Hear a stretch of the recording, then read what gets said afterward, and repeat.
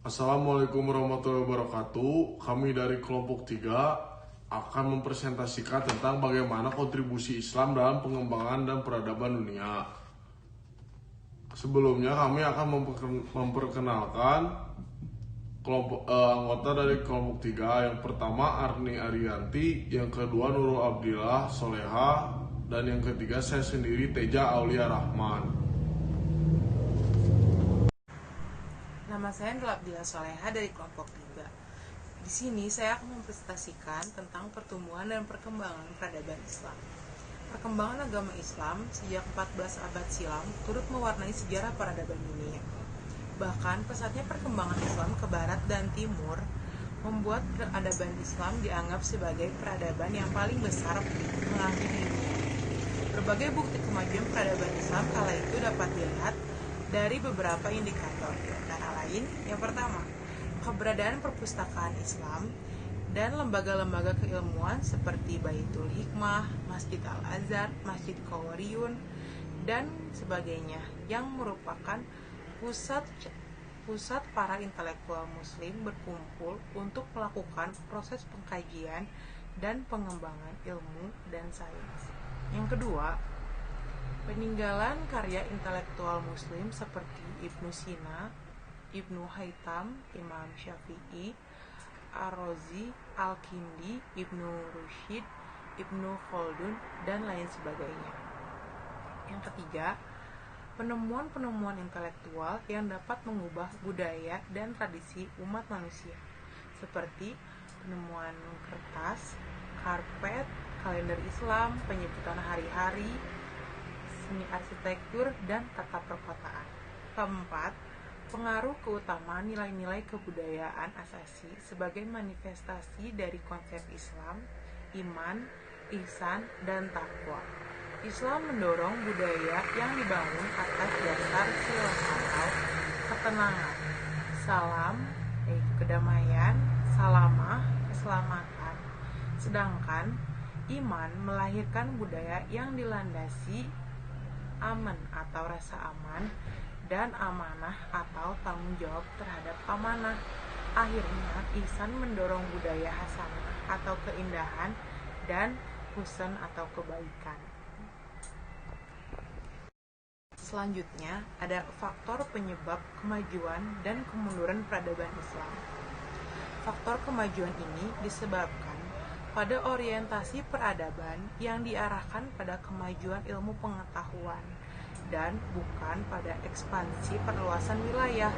Kemajuan Islam pada masa ini ditentukan oleh dua faktor, yaitu terjadinya asimilasi antara bangsa dengan bangsa-bangsa lain yang telah mengalami perkembangan ilmu pengetahuan, dan adanya gerakan penerjemahan buku-buku kebudayaan Yunani ke dalam bahasa Arab. Keterbukaan Islam terhadap peradaban bangsa lain membuat Islam semakin maju dan tinggi dalam hal peradaban. Lalu, kemunduran peradaban Islam ditandai dengan adanya disintegrasi dan perpecahan di kalangan umat yang menyebabkan Islam mundur dan dari pentas atau panggung peradaban dunia. Di Spanyol, kehancuran Islam sebagaimana dikutip dari Badriyatin, ada beberapa faktor penyebabnya. Antara lain, adanya konflik penguasa Islam dengan penguasa Kristen, tidak adanya ideologi pemersatu, kesulitan ekonomi, tidak jelasnya sistem peralihan kekuasaan, dan letaknya yang terpencil dari pusat wilayah dunia Islam yang lain. Selanjutnya dari slide ketiga dan keempat akan dijelaskan oleh saya sendiri, Teja Aulia Rahman.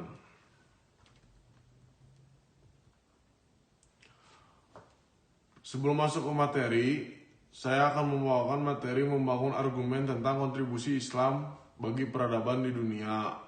Abdus Salam dan Hotboy pada tahun 1996 menyatakan ortodoksi agama dan semangat intoleransi merupakan dua faktor utama yang bertanggung jawab atas musnahnya lembaga ilmu pengetahuan yang pernah jaya dalam Islam. Sains hanya dapat hidup bila mana terdapat praktisi yang memadai berupa suatu komunitas yang dapat bekerja dengan tenang. didukung oleh infrastruktur eksperimental dan pustaka yang lengkap, dan memiliki kemampuan untuk saling memberi kritik secara terbuka kepada masing-masing bidang ironisnya. Komodisi ini tidak terpenuhi dalam masyarakat Islam sekarang ini. Dari selanjutnya, kontribusi Islam dalam peradaban dunia di berbagai bidang. Yang pertama, matematika. Ilmu matematika dalam bahasa Arab disebut aljabar perhitungan, sedangkan istilah algoritma adalah berasal dari nama penemuannya, yaitu Al-Khawarizmi, yang memiliki nama lengkap Muhammad bin Musa bin Khawarizmi. Ia merupakan salah satu ahli matematika muslim terkenal di masa Khalifah Al-Ma'mun. Lama menulis buku aljabar. Yang kedua, menurut ilmu fisika juga berhubungan erat dengan ilmu astronomi, sehingga karya-karya tentang optik yang ditemukan oleh Hasan Ibnu Haytham 965 Masehi sampai 1039 Masehi dijadikan dasar bagi bangunan ilmu fisika, yakni dasar bagi Bacon dan Kepler dalam penemuan teropong, teleskop maupun mikroskop, dan dasar dari fotografi. 3. Filsafat. Ibnu Sina atau Avicenna juga merupakan seorang ahli filsafat. Ia telah membentuk sistem keilmuan dan pandangan filsafat skolastiknya secara gelombang. Adapun karya-karya utamanya antara lain Kitab Al-Shifa, buku penyembuhan, dan Kitab Al-Isyrad wa Tadbihat, pegangan bagi pengajaran dan peringatan.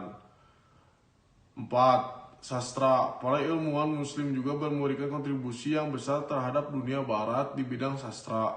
Hal ini terbukti dari hasil kajian Asian Palacios atas karya-karya surrealisme dalam Islam dan atas buku La Divina Commedia karya Dante Alighieri yang menyebutkan bahwa Dante telah mendapat pengaruh yang besar dari karya mistik Muhyiddin Ibnu Arabi maupun penyair buta Abul Al-Ahmakari. Yang kelima ada astronomi atau ilmu falak, adalah salah satu bidang ilmu yang paling digemari oleh para ilmuwan muslim selain matematika.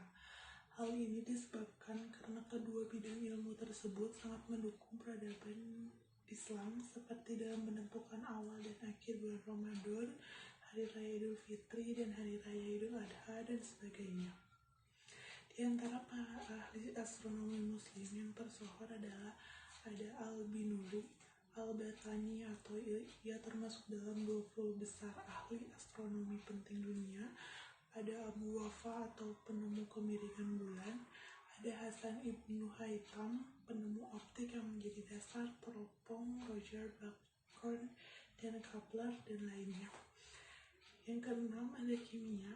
Meskipun bangsa Yunani telah mengenal sejumlah zat kimia, namun mereka tidak tahu apa-apa mengenai substansi unsur-unsur zat kimia seperti alkohol, asam sulfur, maupun asam nitrat. Orang Arablah yang menemukan itu semua, yang bersamaan dengan penemuan posasium, asam amoniak, nitrat perak, merkuri. Maka tidak heran jika berbagai istilah penting dalam kimia juga berasal dari bahasa Arab seperti alkohol, ambrik, alkali, dan kimia itu sendiri. Salah satu ilmuwan muslim yang membidangi kimia adalah Abu Musa Zafar Al-Kufri. Kesimpulannya, penyebaran ajaran Islam dan ekspansinya ke berbagai penjuru dunia telah membawa kemajuan pada setiap masanya, baik dari segi keagamaan maupun non-agama, yang merupakan ilmu pengetahuan. Berbagai perluasan wilayah kekuasaan peradaban Islam mengakibatkan berbagai bangsa dan kebudayaan bergeser dengan azan kedua Masehi, yang tercatat bahwa kekuasaan kaum muslimin telah meliputi wilayah Syam sehingga sebagian daerah Afrika. Dengan bertemunya kaum muslimin dengan pemikiran dan filsafat yang dipegang oleh bangsa di luar Arab, menjadikan mereka berinteraksi dengan sekaligus mempelajari pemikiran yang baru dikenalnya. Setelah interaksi para pemikir Islam dengan pemikiran dan kebudayaan yang baru, muncul ahli-ahli kalam dan pada filosof yang mereka berasal dari kaum muslimin. Kita mengenal beberapa para pemikir yang populer di tengah-tengah sejarah perkembangan ilmu kalam dan filsafat. Misalnya seperti Ibnu Khaldun, Ibnu Sina, Al-Kindi, dan Al-Farabi. Para tokoh dan cendekiawan Islam yang telah berhasil mempelajari ilmu-ilmu Yunani dan Sanskerta telah memberikan pengembangan dan signifikan pada bidangnya masing-masing jauh sebelum para ilmuwan barat menemukan teori-teori tentang ilmu pengetahuan. Dengan demikian, telah memberikan bukti bahwa Islam dan peradaban yang telah dibangunnya pada masa lalu telah memberikan investasi besar pada pencapaian peradaban dan perdamaian dunia modern saat ini untuk dituntut adanya sikap saling menerima dan menghargai perbedaan masing-masing.